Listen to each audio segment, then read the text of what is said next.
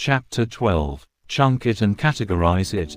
Chunking is one of a number of organizational principles to help you more effectively encode information by putting it into a series of smaller packages that are easier to remember. One way to do this is to simply break up the information. In addition, you can further organize it into clusters or hierarchical categories, and when you call up the clusters or categories, you will better remember what you put in them.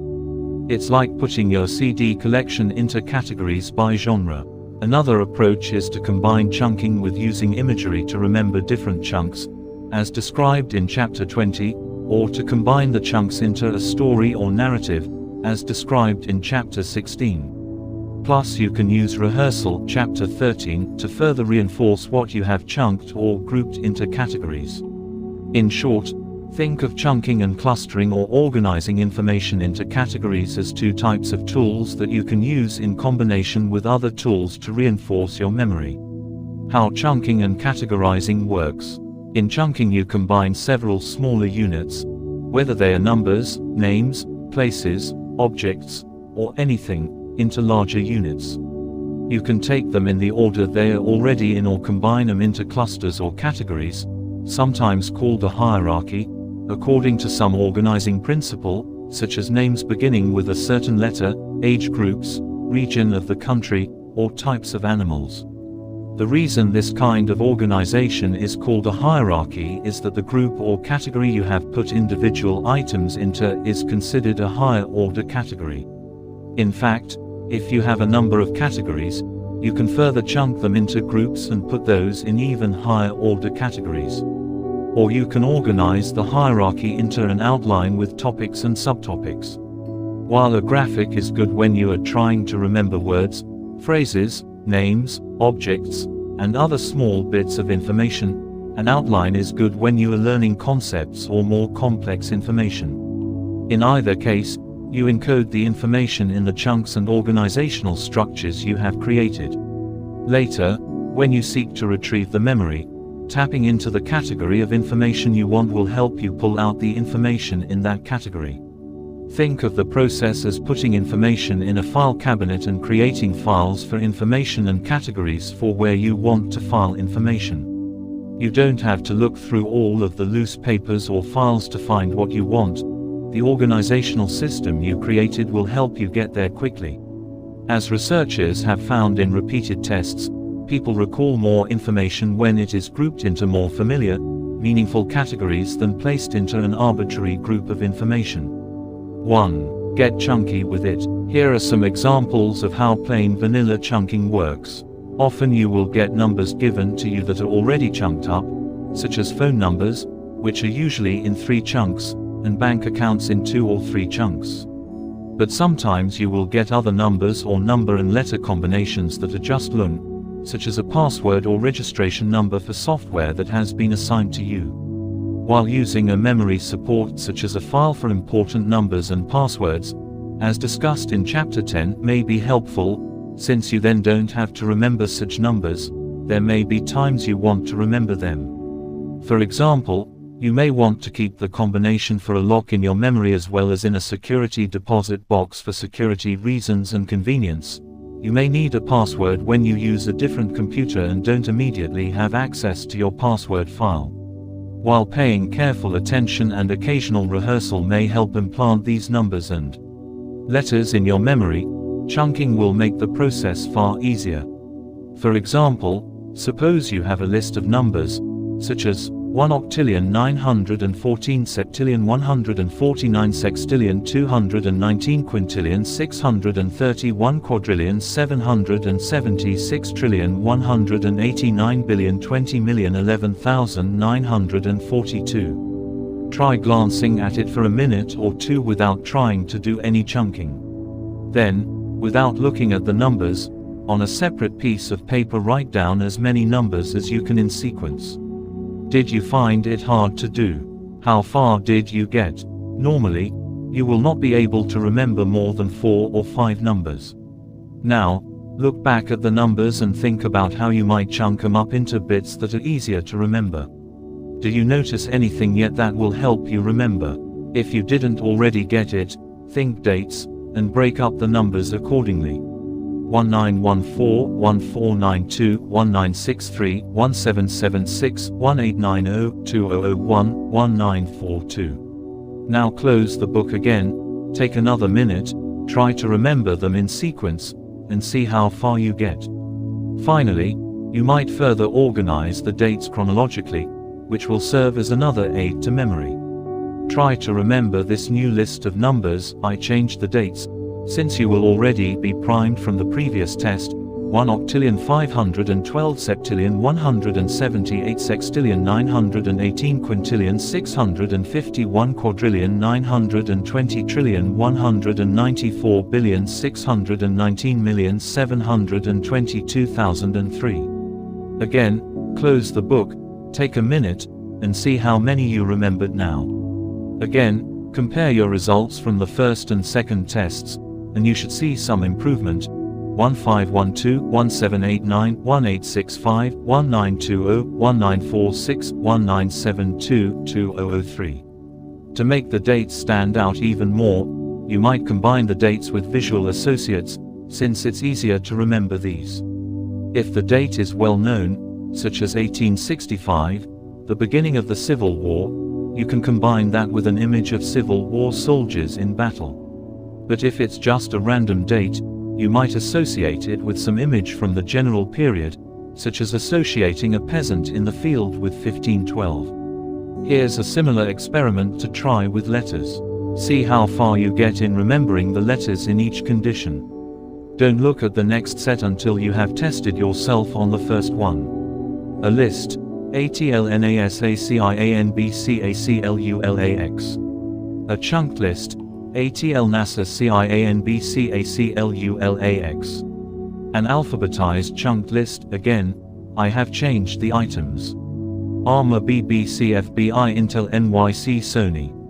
Or suppose you just have a list of numbers, letters, or numbers and letters that don't form a real word when you chunk them. You can still do better by chunking them and trying to remember each group than by trying to remember everything in the list. For example, try the following sets of letters or numbers without chunking them and see how far you get. As before, study each list for about a minute, close the book, and write down the letters or numbers in sequence on a sheet of paper. You can also generate your own lists to experiment with by randomly writing down a series of numbers, letters, or numbers and letters. Then proceed as with the lists in the book, or swap lists with a friend or associate who is working on developing his or her memory. I have created lists with 12 to 16 letters or numbers. You can make your own lists longer or shorter than this as you experiment with how much you can remember.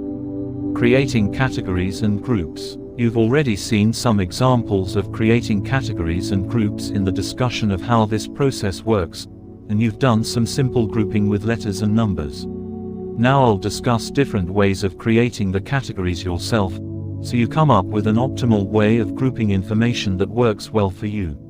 Some possible ways of grouping information include basing them on formal categories for types, such as based on type of animal, group of dog, breed of dog.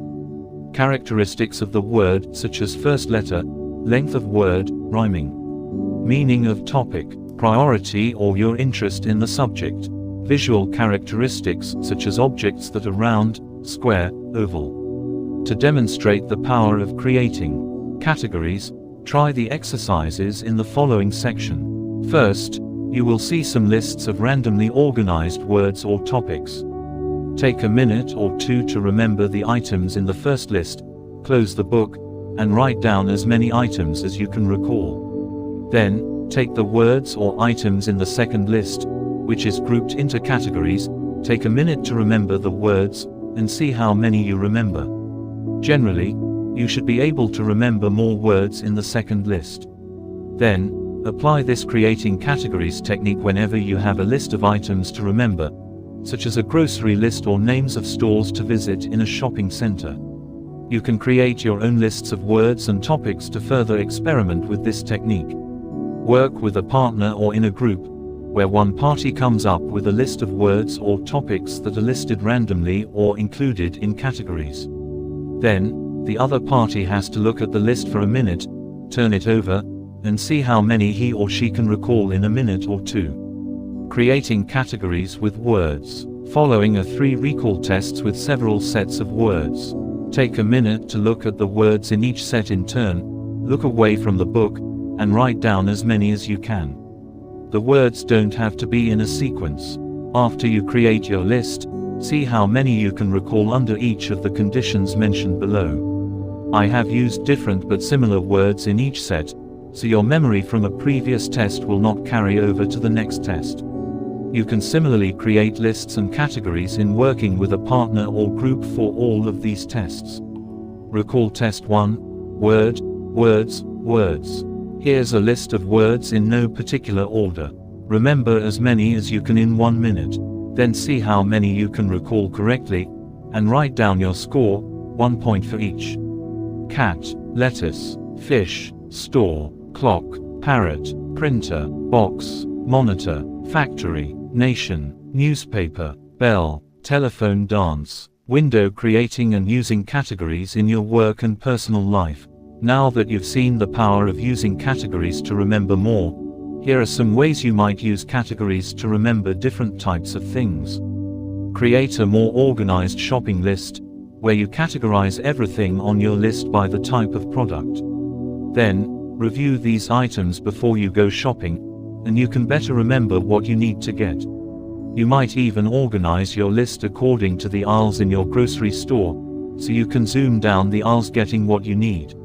You can do it much faster, since you don't have to continually look at your list. It'll all be in your head, and as you go down each aisle, that will trigger what's in a particular category.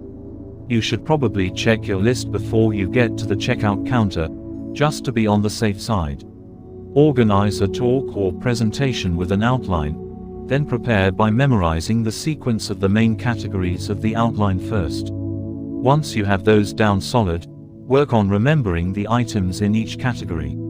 You'll find more tips for how to apply other techniques to better remember what you are going to say or present in Chapter 29. Organize the material in a course you are studying into an outline if you haven't already been given an outline for the class. Then, as in organizing your own talk or presentation, focus on learning the main categories first, and then use that as a trigger to help you remember what is in each section. After that, you can use other techniques like chunking and highlighting keywords to trigger a more detailed memory for different points you want to remember. Organize products, types of services, or types of activities into categories to help you remember to talk about them, a great aid if you are in sales or teaching. If you have a table of contents or outline that already does this, use it as a guide, but don't just read it straight through. Learn each of the categories first and then the information within it.